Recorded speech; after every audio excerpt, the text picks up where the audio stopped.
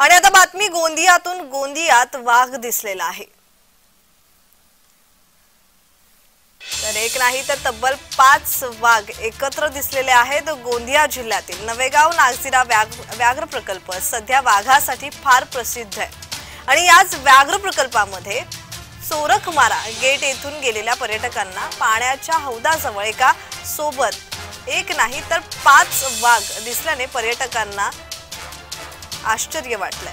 पाणी पित असताना या 5ही वाघाचे पर्यटकांना दिसल्याने पर्यटकांनी सुद्धा आनंद व्यक्त केलाय। सध्या नवेगाव नागझिरा व्याघ्र प्रकल्पामध्ये पर्यटकांना वाघ दिसत असल्यामुळे येणाऱ्या पर्यटकांच्या संख्येत वाढ झाल्याचं पाहावयास मिळत आहे।